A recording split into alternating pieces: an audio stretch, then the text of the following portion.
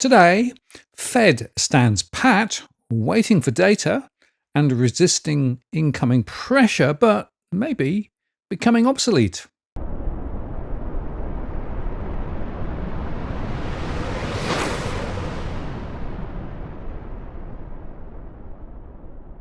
Hello again, it's Martin North from Digital Finance Analytics One, that is Post, covering finance and property news. Today, we're going to look at what happened over in the US with the Fed's decision and set it in a broader context, which raises some very interesting questions about the future of the Fed and its relationship with the Treasury.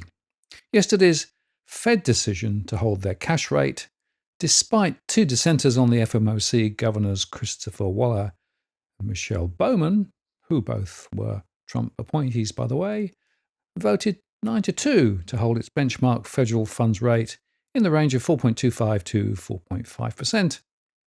This was an interesting object lesson in, let's call it, two Americas.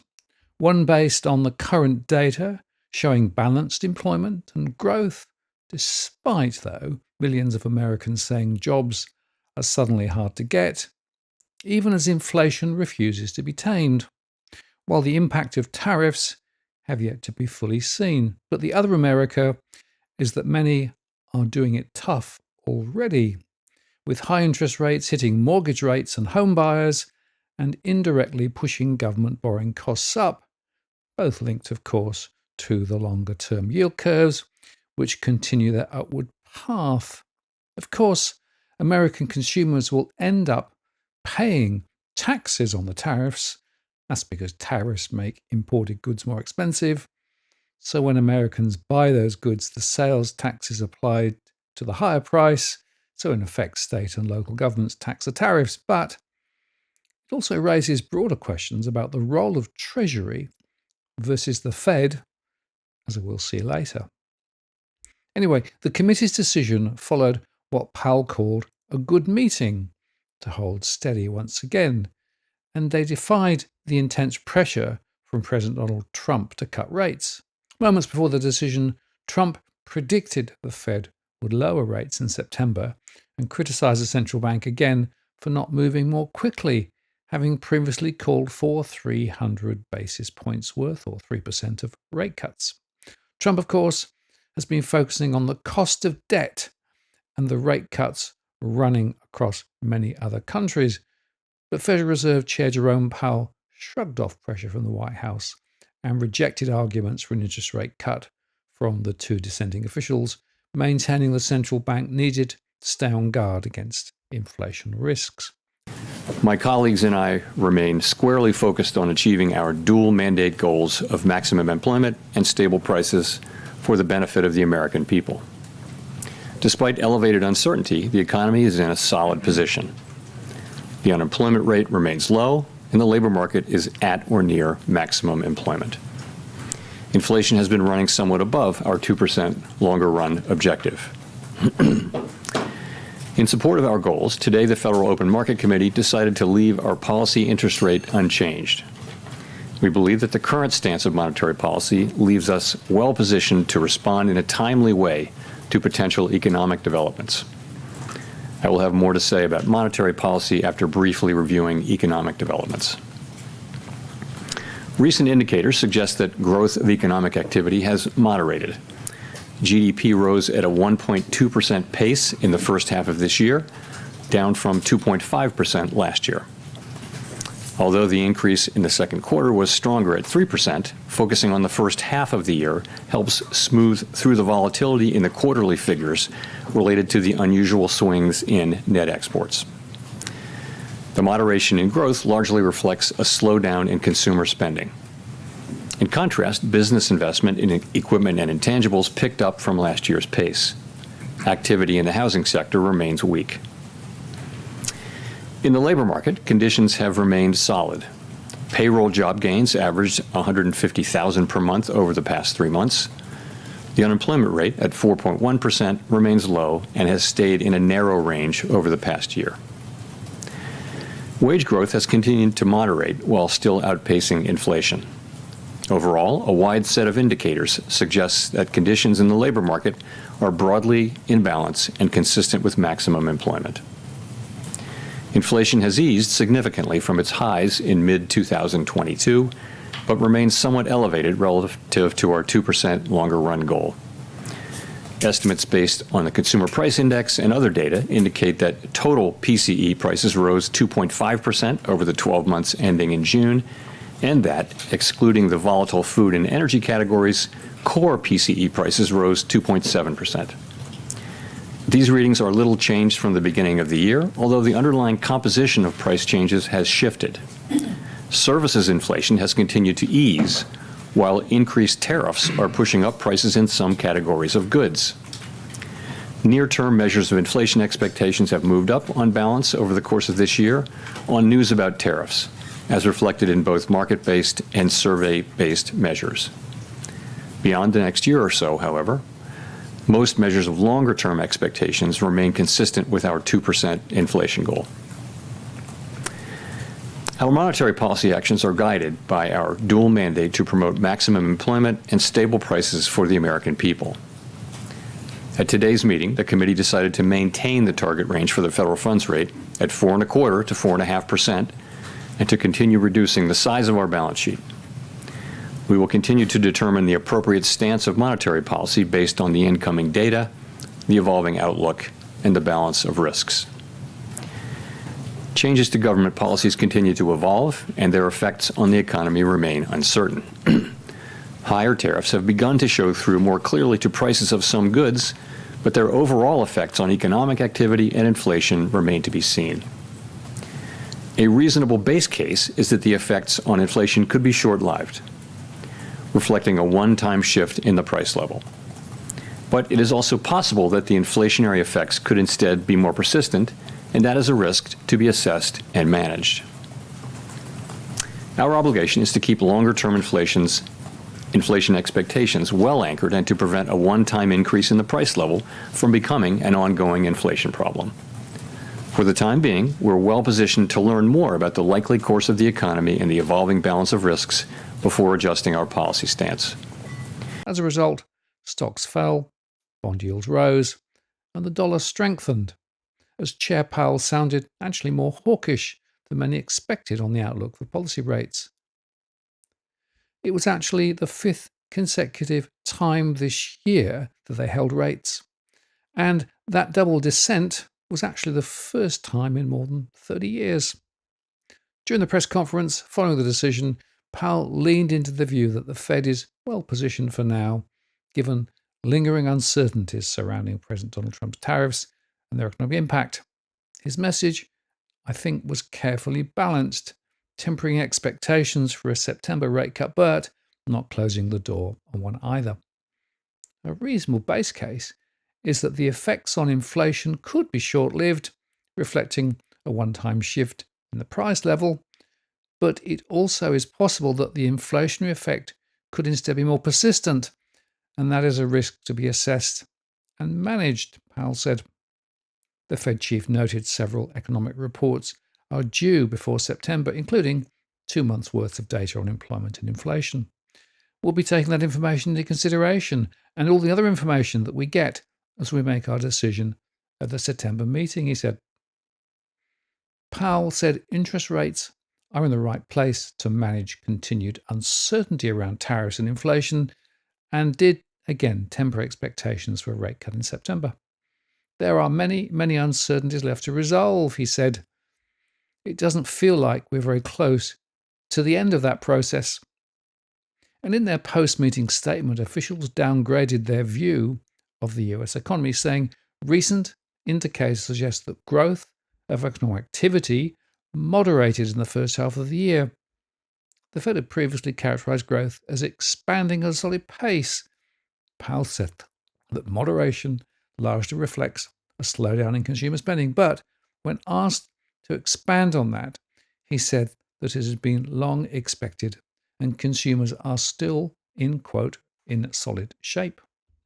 And he also acknowledged but played down risks to employment, pushing back against concerns that had been raised by Waller that the labour market was showing signs of deterioration. It seems to me, and to almost the whole committee, that the economy is not performing as though a restrictive policy is holding back it inappropriately, Powell said. Most policymakers have argued that the Fed should hold off on rate cuts to gauge the impact of tariffs on inflation. Several have also emphasized that a strong labour market has allowed them to remain patient. In their statement, central bank officials repeated the view that the labour market was solid and inflation remains somewhat elevated. They dropped the observation from a previous statement that uncertainty over the economic outlook had diminished, while repeating that uncertainty remains elevated. Waller and Bowman's dissents did mark the first time since 1993 that two members of the Board of Governors voted against the committee's decision. The FOMC's voting ranks, including 7 governors and 5 of the 12 regional reserve bank presidents. For months, Fed officials have been bracing for higher unemployment and inflation as a result of the aggressive set of tariffs from the Trump administration, which of course continue to move around. And data released on Wednesday showed that gross domestic product increased and analyzed 3% in the second quarter after shrinking at a 0.5% rate in the previous period. The swing was caused largely by the front-loading of imports in the first quarter as companies moved to get ahead of tariffs. Consumer spending advanced at its slowest pace over consecutive quarters since the onset of the pandemic, though. But the levies haven't yet had a significant impact on inflation and employment data. Inflation came in below estimates for a 5th straight month in June, though prices for some goods directly exposed to tariffs, including toys, apparel, and electronics, did jump. Unemployment ticked lower to 4.1% as the administration's crackdown on immigration reduced labour supply. While Waller and Bowman voted against the committee decision on Wednesday, they may not be too far ahead of several other officials. In June, rate projections showed 2 policymakers favoured 3 cuts this year and 8 more expected 2 cuts. But then Powell said that was then. This is now. And by the way, Fed Governor Andrea Kugler didn't attend the meeting due to a personal matter, according to a central bank spokesperson. Interest rate futures showed traders pared back the probability of a September rate cut to about 40% from around 60% prior to the decision. Powell maintained a neutral stance, sending the message that officials still have a lot more to learn about the economy before they'll be ready to act, said Claudia Salm, chief economist at New Century Advisors and a former Federal Reserve economist. They're going to need more data to resolve the disagreements, and that'll take time, she said. It would be purely that right now they want all their options open. Trump's imposition of new tariffs on dozens of US trading partners has injected uncertainty into the economic outlook and the Fed's policy calculus. The Trump administration has been negotiating trade deals with several countries ahead of the August 1 deadline and has struck agreements with Japan and the EU. We're still a ways away from seeing where things settle down, Powell said of the negotiations. Yes, we are learning more and more, but it doesn't feel like we're very close to the end of that process. Consumer inflation data for June signals companies are beginning to more meaningfully pass on some tariff-related costs to consumers, and Powell suggested that the Fed was a bit looking through goods inflation by not raising rates. Looking ahead, he said policymakers would ensure that tariffs didn't lead to serious inflation, and he added that policymakers aim to balance cutting rates too soon, which could prevent inflation from reaching the Fed's 2% goal, and cutting too late and potentially damaging the labour market. What we're trying to do is to accomplish that in a way that is efficient, Powell said, but in the end, there should be no doubt that we will do what we need to do to keep inflation under control. The word of the day was efficient. It's more efficient to stay on hold than to cut prematurely and then have to hike later, said Bank of America analysts in notes to clients. Previously, Bowman had pointed to signs of fragility in the labour market, while Waller said slowing private sector payrolls also signalled underlying weakness in the US employment landscape. But I suppose it depends on how you interpret the data. Powell on Wednesday said the policymakers will be paying attention to downside risks in the labour market that are certainly apparent, but he described the labour market as solid and said the Fed is closer to its goal of fostering maximum employment in the economy than it is to its 2% objective for inflation. That means policy should be tight because tight policy is what brings inflation down, he said. If you came to the view that the risks of the two were more in balance, that would imply that policy shouldn't be restrictive. James Knightley, chief international economist at ING, said the views represent different opinions on the urgency of the situation the Fed is confronting. Perhaps it's more of a timing issue rather than a pure disagreement. Knightley said Chair Powell is looking at it, but he sees less pressing need for action. One other point to note, by the way, having fled the US dollar for the euro since April, the 4-day weakening in the euro versus dollar has been the biggest since February 2023. So there will be international consequences from some of these decisions. But coming back to this other issue about the relationship between Treasury and the Fed, it seems that as Powell holds firm on the cash rate, over at the Treasury, Scott Bessent is executing a very deliberate, forward-leaning restructuring of usury Treasury issuance that blends, well, financial repression, soft yield curve control, and liquidity engineering, all without overtly stepping on the Federal Reserve's turf. He is effectively re-architecting the Treasury's role as a macroeconomic actor. This is about controlling the curve, anchoring expectations, and projecting calm in a system that's probably far more brittle under the hood than the headlines might suggest. With the Fed refusing to cut rates quickly, Bessent's move acts as a liquidity offset, preserving short-end demand, dampening long-end volatility, and buying time for fiscal breathing room. This is de facto fiscal monetary coordination, even if it's not formally acknowledged.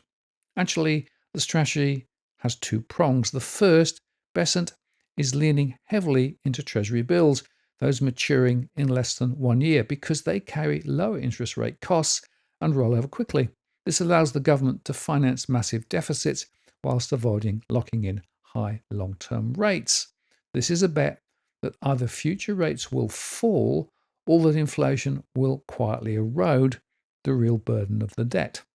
Second, Bessent is now doubling down on Treasury buybacks, particularly on long-dated bonds issued at much higher yields.